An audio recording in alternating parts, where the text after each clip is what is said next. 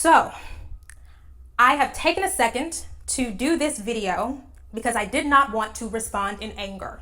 Well, I didn't want to respond publicly in anger.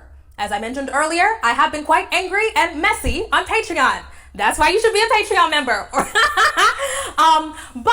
I thought that if I was going to take this conversation public, then I should get some notes together so that I can lay it all out in a way that I would not be embarrassed by. Because I don't want to let myself down and I don't want to let y'all down. So. Hey guys, welcome back to Themis and Thought. Grab your coffee, water, tea, whatever you're drinking, go and get that now. And we're going to be talking about black feminism and the move towards more femininity. So let's talk. So in this discussion, we're going to be talking about two people. For Harriet, Kim, and Chrissy from Chrissy's channel. Now, I hope, before I even go forward, I hope this is more about ideological differences than it is about ego. Both parties involved spoke about how successful they were in their own lives. I'm very glad that they are, but I hope that was done in context for people as opposed to bragging, right? I don't think they're bragging. I don't think that they're the types of people to engage in ego-driven discussion on the internet. So that being said, let us get into what I want to talk about concerning them. First, I discovered for Harriet 3 to 4 years ago. I think Kim for Harriet, I think she's extremely intelligent. I think she's very thoughtful, and the content that she produces is very sophisticated in the way that it is produced. You can tell that she does a lot of work, and I consider her to be kind of a professor type person on YouTube, right?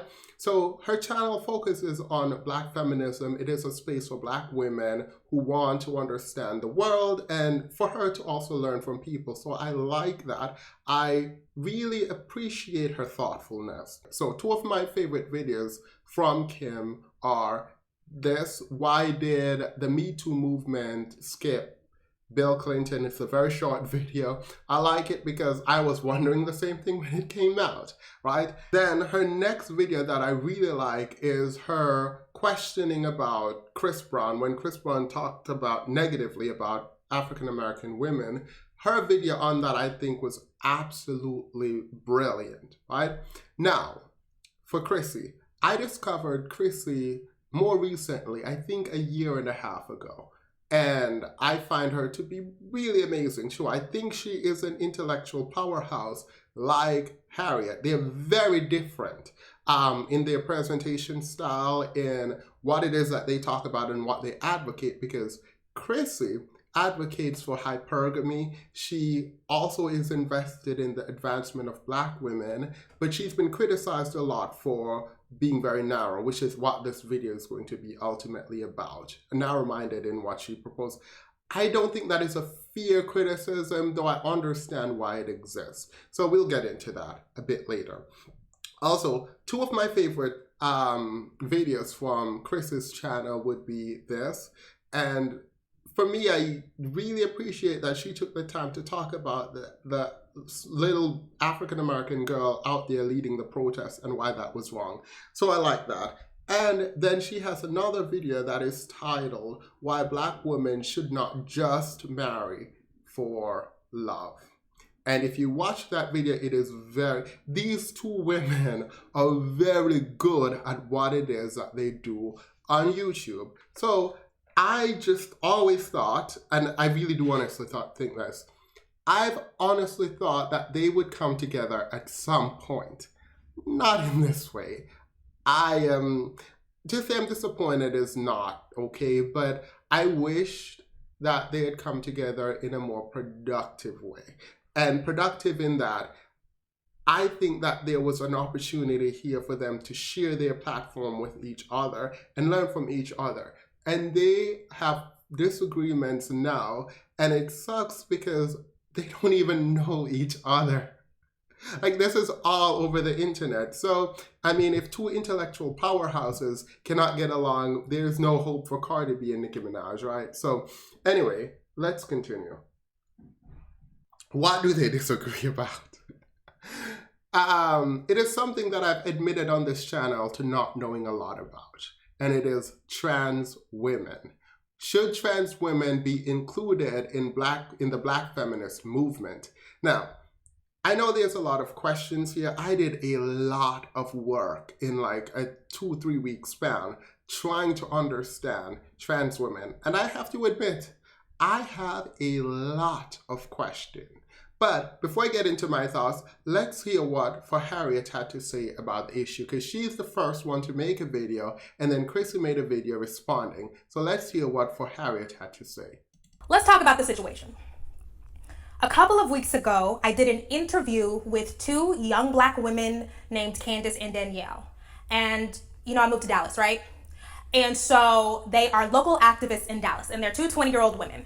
And we had a conversation about their activism and their political ideologies and their feminism and all that. And I asked them about trans women. And I asked them about why their political activism is inclusive of trans women. And they gave the most perfect answer, like an answer I couldn't have scripted better.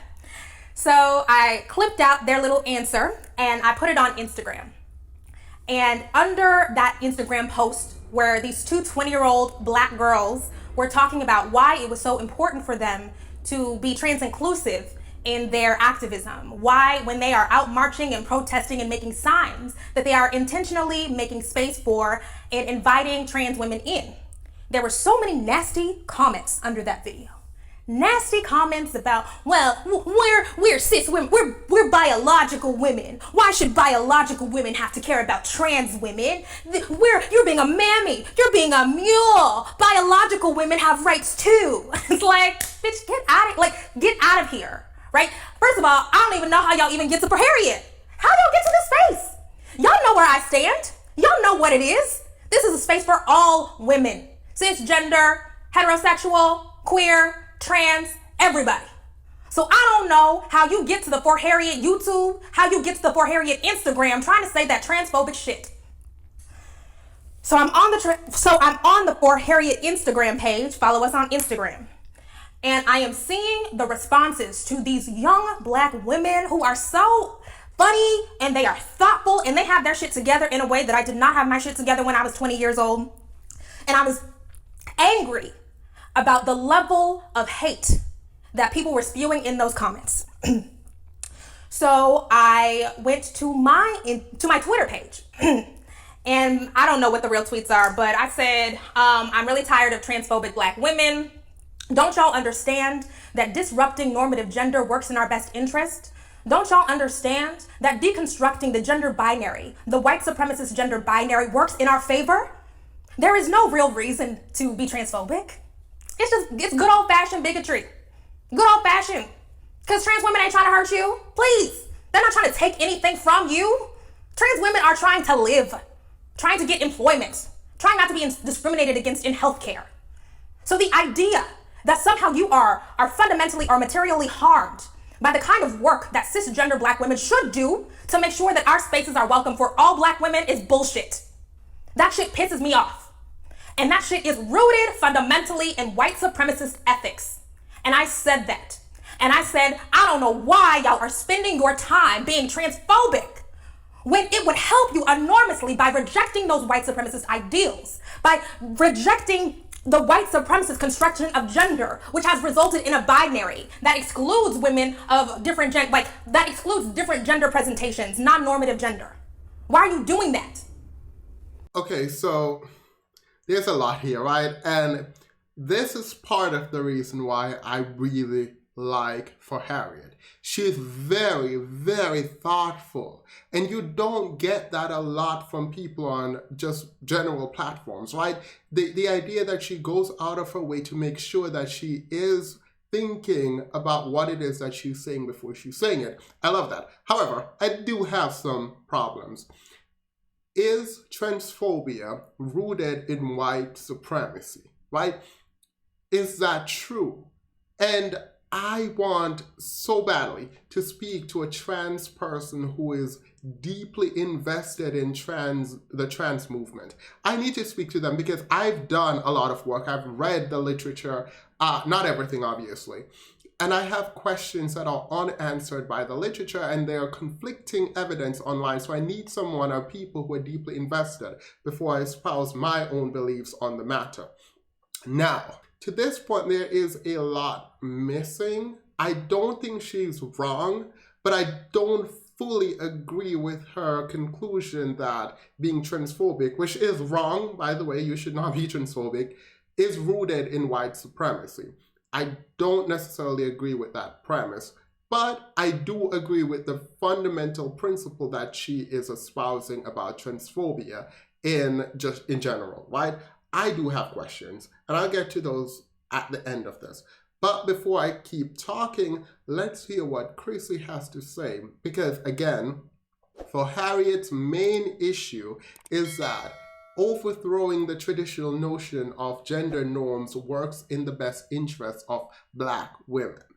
And so she cannot understand why people would try to perpetuate these notions about femininity and excluding trans women from those conversations because they do not fit into the traditional roles, when what we should be doing is trying to do away with white supremacy, which includes gender portrayal.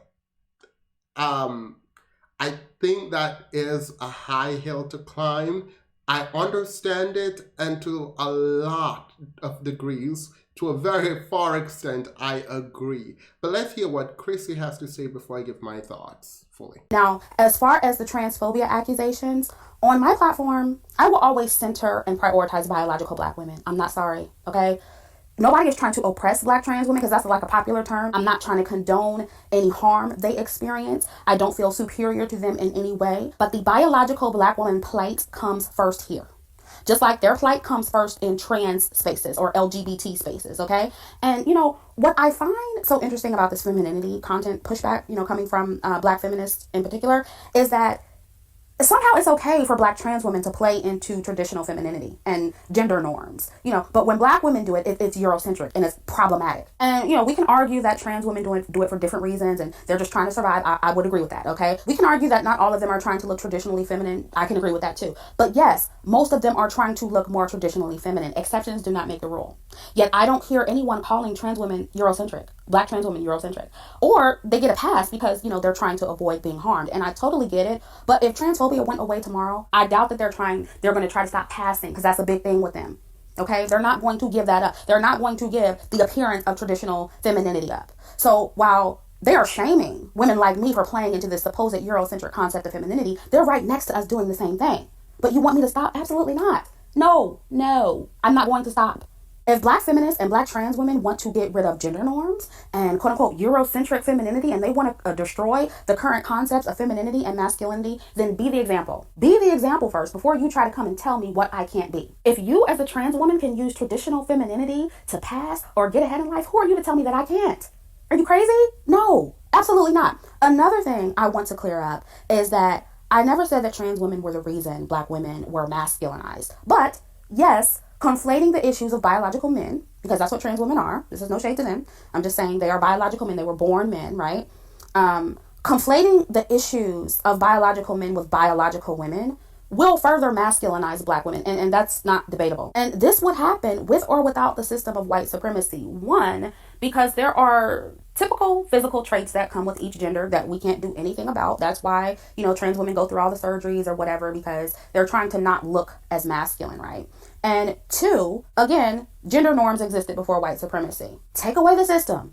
If you still continue to conflate Black trans woman issues with Black woman issues, and you use them to represent each other, that indirectly, whether you like it or not, is going to contribute to the masculinization of Black women. And keep saying this because I'm seeing people conflating Black trans woman issues with biological Black woman issues. There was a thread on Twitter made by a Black trans woman saying that because Black women like Serena Williams and Wendy Williams or Michelle Obama have been called men by white people, that means that Black women experience transphobia the same as Black trans women. And that's why we shouldn't separate our plight from theirs, and basically trying to make us the same. And it's real slick what they're doing. Like I said on Twitter, black women, on average, we are not being mistaken for men. We're not being mistaken for men or trans women. And, and I'm saying, when I say mistaken for trans women, I'm saying what they look like on average. Okay, on average, right? If we were, on average, being mistaken for men, it would be a bigger conversation. Now, black women definitely are masculinized, and we experience misogyny and misogynoir.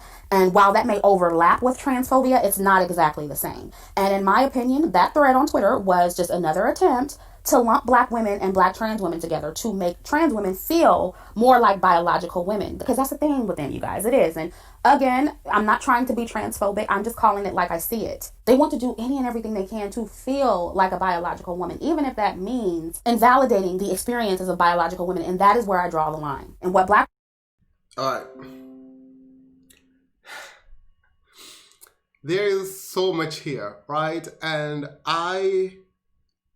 I'm ill-equipped to comment on trans issues, and that is not because I haven't done the work. I've read a lot of literature as it relates to trans issues, and one of the key issues that seems to be a problem here, actually, but also as a general matter, is this idea that trans people are attempting to erase the biological reality of sex. Now, I have a ton of questions. We see this come up when it comes to sports. We see this come up when it comes to the bathroom issues. We see it come up a lot. And I have questions, right? And I don't think it is fair. Like with racism, right? I don't think it's fair when people have questions to disregard them as transphobic, because that's dismissive. It is the same thing with racism. When you call someone racist who has questions that aren't being racist, we dismiss a conversation and an opportunity for us both to learn. With transphobia, I find it a little bit disconcerting where people who have legitimate questions, who do not mean to be harmful, right? People with legitimate questions are being kind of pushed to the side as being transphobic. Now, I do get the argument that it's hard for people to always have to kind of validate why it is that they should exist. And so I get that argument. But there are questions about biological sex and whether or not trans people generally believe that there is a biological sex and what that means ultimately about gender expression, right? There should be room for these conversations, yet I find more and more that we're not allowed to have these kinds of conversations.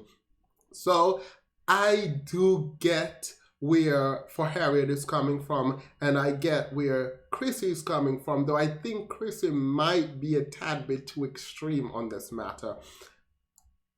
Before I go on, I need to point out, do you see now why I like these two women?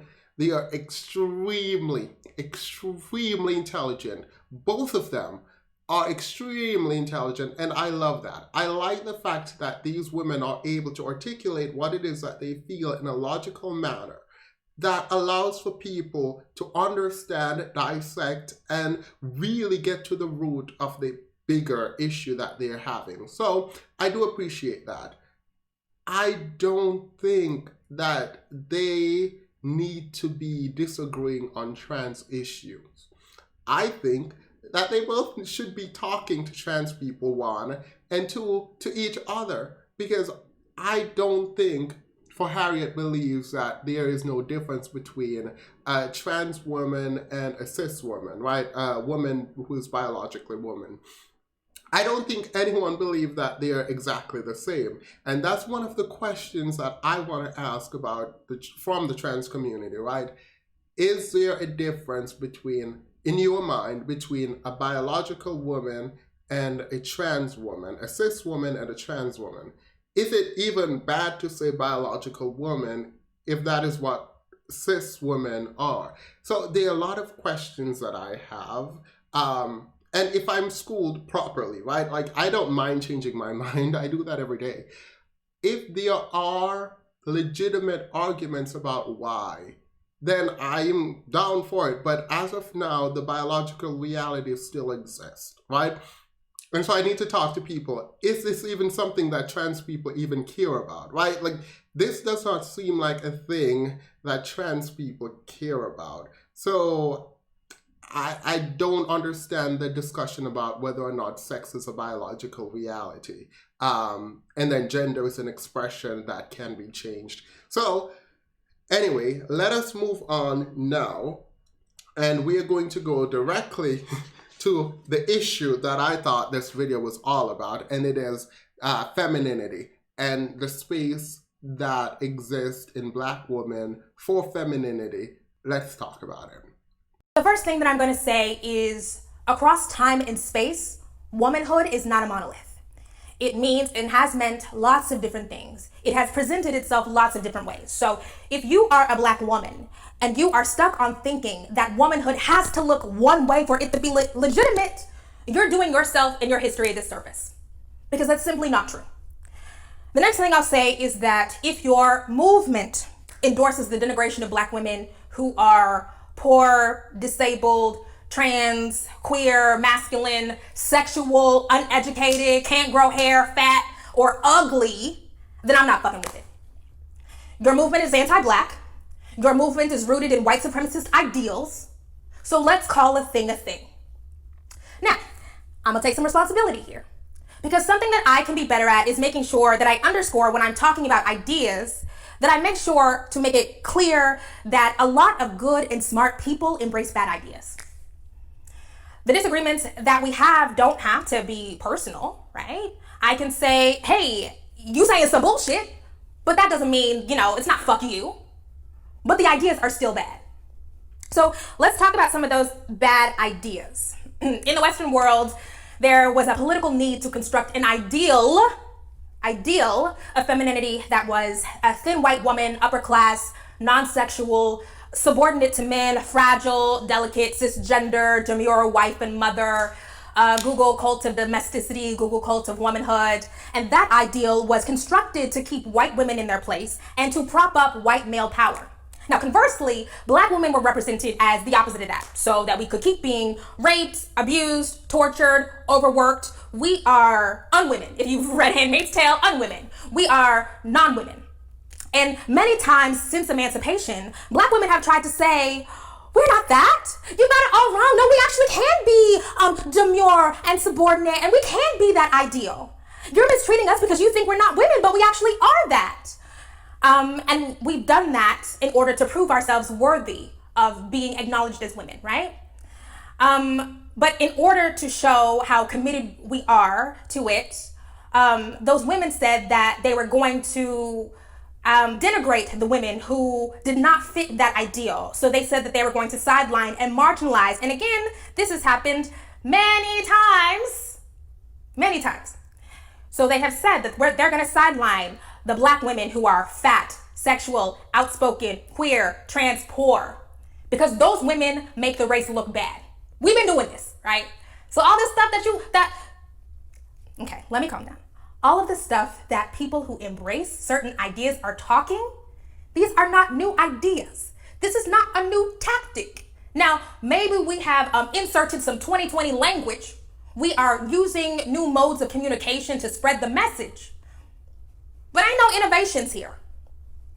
So it turns out that doing all that work doesn't actually better the position of Black women in society, that you can be a perfectly feminine mom in chief, hula hooping on the White House front lawn like Michelle Obama, and you will still experience enormous amounts of violence, that you will still be denigrated in public, that you will still be called a man and a monkey, that people will still say that there is nothing that you can do to be feminine, to be womanly, that your motherhood is deficient. All right, so she's just so good, right? They're both just so good. She says, and I wrote some of this down, womanhood comes in many different ways, right? If you move to exclude people who are women who are more masculine, fat, quote unquote, ugly, quote unquote again, then she's not going to be a part of your movement. That is a very respectable stance. I think that shows integrity. That shows that you're willing to advocate for people even where the white quote-unquote system would say that they should not be advocated for. You're willing to advocate for the hardest group of people to advocate for, and that is amazing. That's the way activism should look. Now, the unwomaning of a black woman, she points out, is not based on anything besides your skin. It is fundamentally rooted in racist ideas. Therefore, trying to conform to white ideas of beauty and daintiness ultimately does not protect the black woman. She then brings up Michelle Obama for a particular reason. She did not say that Michelle Obama did not advance in life in the way that she is, but Kim, for Harriet, she points out that Michelle Obama was not, by her own doing, overcoming the racist system that says even where a black woman becomes the pinnacle of what it means to be quote-unquote a woman, that they're not protected. They face extreme violence. For example, people comparing her to animals and things of the sort, questioning her motherhood. So I do agree with this. I do agree fundamentally with the notion that in the racist mind, nothing the black woman does will allow her to not be a black woman, right? The problem, Kim, is I don't think that is what Chrissy is talking about. Now, let Chrissy speak for herself so I can get back to this. However, I don't think this is what Chrissy is. I don't think Chrissy's intent fundamentally is about racism. I don't think she is trying to overthrow a racist system. That is a battle for Harriet, which is why I truly appreciate for Harriet, because she's not afraid to advocate and go after quote unquote the big fish, right? This is important. Racism is insidious and it should be dismantled. It should be taken care of. And the ways in which for Harriet goes about this, I appreciate. I don't think Chrissy's aim is that, but let Chrissy tell it herself, because she is also capable of explaining herself too. But for the black women who aren't, the accusations I keep seeing are that me creating a space that centers biological black women who embrace traditional femininity, hypergamy, and fitness and health. I keep seeing that is Eurocentric, right? We're Eurocentric, we are transphobic, we are fatphobic, and we are classist, we are elitist, okay? That's what I keep hearing. That is the overall argument, that I am ostracizing masculine black women, fat black women, poor black women, trans women, black trans women, and therefore I am divisive and I am hateful. And I'll address the transphobic accusations later on in the video, but right now I want to address the femininity part, okay? Now, I already showcased in my last video on Eurocentrism and femininity how similar ideas of today's gender roles and class and patriarchy, femininity, etc., that existed before white supremacy. So if you want to hear my breakdown on that, definitely go check out that video. Now, you don't have to like any of these systems and constructs, but to say that playing into them is exclusively a white thing is historically inaccurate. And nobody is trying to, quote unquote, get in the club of white femininity. We're creating our own club over here. We're creating our own black femininity club. We know we'll always be excluded by racist white people. We know we'll never be treated the same as white women. Nobody over here is saying that, femininity is a cure for racism or injustice, or, that we'll, be treated as equals by playing into femininity or respectability. They're tools, okay? So I am going to use that to my full advantage, like I've been doing for years. And I'm going to, tell other black women how to do it if they didn't know before. And to those saying that black femininity movements have been attempted before, or we've attempted to reclaim our femininity in the past or throughout history, to that I say, and so what? Social justice warring isn't new either. And after all of the activism and the civil rights movement and all the revolutions, right? We're still a part of the permanent underclass today as black people, right? And that isn't stopping some black women from creating their new movements, their new SJW movements, or, that's not stopping them from trying to destroy white supremacy right now, is it? So, if today's black women want to create another black femininity movement in 2020, we can do that. It doesn't matter if it's not new. If you're doing what's already been done before as a SJW and we're still on the bottom in society as black people, we can recreate some new 2020 femininity shit too. Who cares if it's not new? What you're doing isn't new either. Furthermore, I have never claimed that what I do here is new or innovative. Like I said earlier, I am not the first to talk about this. I mean, even in recent years on YouTube, I am not the first, never claimed to be the first. In fact, I've stated the very opposite. I keep saying it over and over again. People think I'm trying to claim, a new movement when I'm not. But I had to address that because I thought that argument was pretty stupid. And I also keep seeing people using Michelle Obama as a supposed example of how black femininity or respectability doesn't work. I guess because white people were calling her a man and a monkey and, just being really racist towards her. But outside of that, Michelle Obama playing the game took her pretty far in life. Like, why are we trying to act like women like Michelle Obama are some poor, downtrodden black women that didn't use respectability or traditional femininity to get ahead in life? Sure, she experienced racism and sexism and misogyny while she was in the White House. But outside of her being first lady, whose life would you rather have? Hers or Shaniqua's in the hood who just had a baby by Pookie and Ray Ray? Like, why are we minimizing Michelle's life experience down to how white people treated her as the first lady? Because white people were racist towards her, her femininity and her education and her respectability didn't get her anywhere? Come on, you guys. You're ridiculous. She still has a great life. That is why using her for this argument is so silly. Now, as far as my platform supposedly ostracizing certain black women and being only for perfect... Okay. No, they're talking past each other. Before I do that, I hate the phrase permanent underclass. I hate it. Don't use it again. Not telling her, I'm just saying just generally, it reeks of just permanence, right? No. All right. So my notes. First, Chrissy points out something that I think is important to point out, that femininity existed before white supremacy, colonization. This is true. But femininity as a performance exists in a particular way when it comes to colonization and white supremacy. I think she's fundamentally missing the point, which she can also argue against, right? That what for Harriet is saying, what Kim is saying, is that the feminism and the femininity that Chrissy is advocating for is rooted in white supremacy.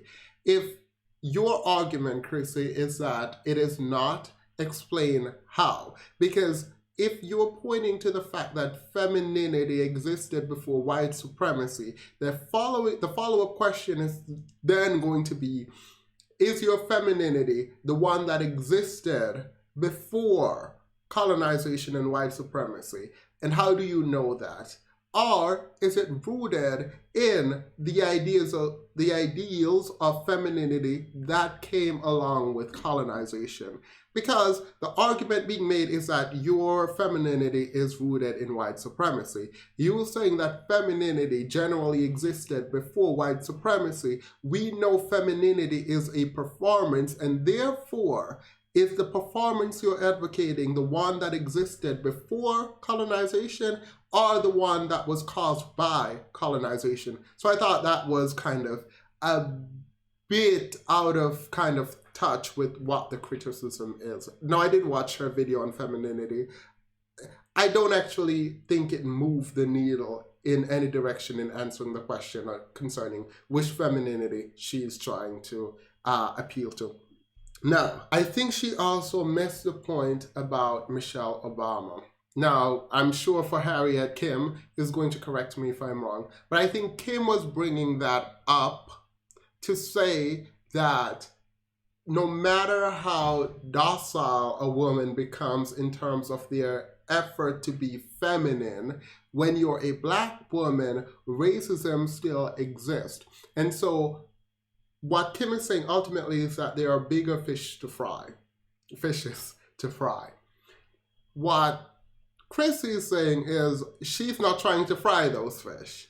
And I think they're just talking past each other. Chrissy is not fundamentally about overthrowing the system of racism. I don't think she's advocating for it, but she's saying you can use it to your advantage to better the individual's life. Whereas for Harriet, it's talking about groups of people bettering their life by overthrowing a system that is fundamentally racist. I think they're just talking past each other on this note. However, let's get to the last point. And part of the last point is that Kim accuses Chrissy and people like Chrissy, I don't think she accuses her directly, but I'm pretty sure that's who she's talking about. Kim accuses Chrissy and the femininity movement of being exclusive and excluding certain kinds of people that they deem to set Black women back. Those are people who are quote unquote ugly, fat, trans, etc. So let's hear what Chrissy has to say in response to that, and then I'll give my conclusion and we can end this video. Ridiculous. She still has a great life. That is why using her for this argument is so silly. Now, as far as my platform supposedly ostracizing certain Black women and being only for perfect looking Black women, I honestly think that's a big reach. Okay. I have never given off the impression that Black women have to be models, supermodels, or drop dead gorgeous to fit on my platform. I am an everyday Black woman. I'm not a model. My platform is for everyday Black women, other everyday Black women. However, I will always prioritize fitness and health for Black women instead of obesity. I will always prioritize financial enhancement for Black women instead of poverty. And my space will always be primarily for Black women who enjoy being traditionally feminine. Now, if that makes me Eurocentric, fatphobic, classist, elitist, so be it. So be it. I have never and don't wish any harm to poor Black women or wish any harm to obese Black women. And my intention is never to make them feel bad. And I believe they deserve happiness just as anyone else. I also support them being seen and promoted and having their own spaces. I don't want them to disappear. I take no issue with them being promoted, and I take no issue with them having their own spaces, because I'm not going to fit into every space for Black women either, and I don't expect to. And if you have an all-inclusive space for Black women, I support that as well. But this is not one of them, and I don't apologize for that, and I never will. And I understand that when you have a platform like mine and you promote and advocate for a certain group or prioritize a certain set of qualities within that group, people who don't fit into that are going to feel slighted. You don't necessarily have to say anything bad about them, but simply not promoting them or prioritizing them or the group that they belong to is going to make them feel bad. But if you are a Black woman that wants to stay in poverty, or you want to celebrate a poverty mindset, or you want to stay obese, or you want to celebrate obesity, and you hate standards of any kind that avoid poverty and obesity, straight up, this is not the platform for you. It's not. I'm not sorry for it. I'm not sorry about it. Call me divisive. I don't care. If you want a space that centers Black trans women and their plight, this is not the space for you. And I'm not sorry about it. Okay? I think Chrissy at the end there is frustrated. I think she's being honest, but I think it's more frustration than honesty. But I'll take it as being honest. I understand Kim for Harriet. I understand her frustration with Chrissy. I get that for Harriet thinks that there are more important things to worry about than femininity, right? I do, however, think that there is space enough for both of these women in a way that would have been better to integrate the two as opposed to isolating their fan base. And I think that is important when we talk about Black womanhood and growing, especially in a platform like YouTube. I think it is important that we start coming together as opposed to separating. And I say that, and I know both people point out that through history, Black people have been disagreeing. Sure, yes, Black people have been disagreeing throughout history. But I think at a certain level, there needs to be strategies in place for disagreement to be productive in terms of personal growth and business and channel growth on YouTube. And so I think this would have been great had it been a conversation between the two, because I think they're both powerhouse when it comes to intelligence, right? Like there's no criticism that I have about their ability to research and articulate that which they feel. They are both extraordinarily intelligent women, and I feel privileged to have been able to know each of them from YouTube, obviously, and engage with them on their channel and listen to them talk, even though their space is obviously not for me.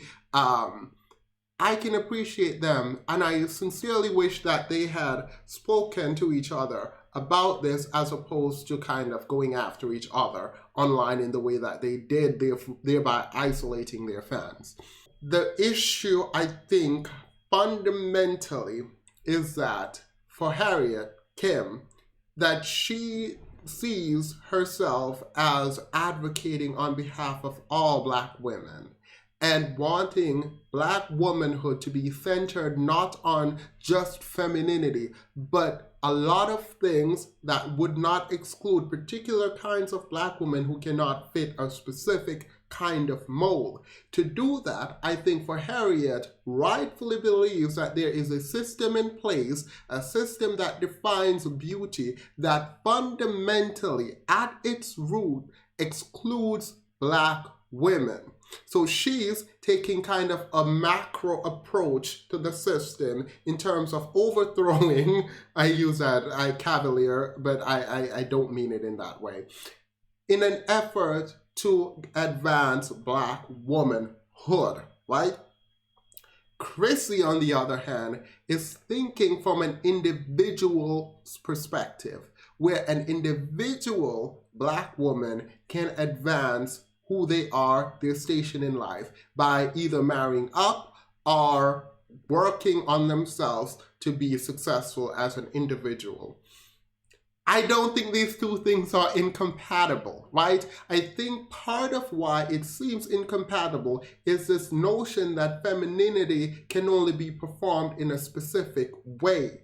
And if femininity is in fact rigid, it will de facto exclude a group of people, which I think is ultimately the problem that Kim has with Chrissy. Chrissy, however, thinks that even if, and I could be wrong in this, but I hope I'm not, because that would become really exclusionary. Chrissy believes that women, even if you don't fit a specific mold, should be working on themselves to make sure that they can measure up in a way. And I don't like the way the word measure up. I don't like the phrase measure up, because then the question becomes, measure up to who? Who is the standard, and why is it that we need to measure up to that person? So I might be misrepresenting Chris's point, so let me rephrase this and say, and I'm not going to edit that out, because I think it is important, because I think that is what a lot of people see. Femininity, if it can be defined outside the scope of white supremacy, is therefore not inconsistent with for Harriet. So we have to define femininity outside of white supremacy for Kim to agree with. It's something that I think is a good place of contention that we can grow from, right? This is conflict. This separation right here is conflict that we need in order to grow. And I hope that this is not a missed opportunity where both parties decide, okay, well, we don't care, I wish you well, and move on. Now, this is a point of contention that we can try to solve and come out one way or the other. I know that there are things that are just fundamental differences that cannot be addressed. I don't think this is one of them. I think we can talk about this. I think we can get to the root of what each party means and wants, and then reconcile the differences for both people to grow, and for us, the viewers, to learn from. So I hope they don't just quit and move on. But anyway, that is my opinion on the issue at hand. I hope you guys enjoy this video. Please remember to like, share, comment, and subscribe. And I will see you again in my next video. Have a good one. Bye.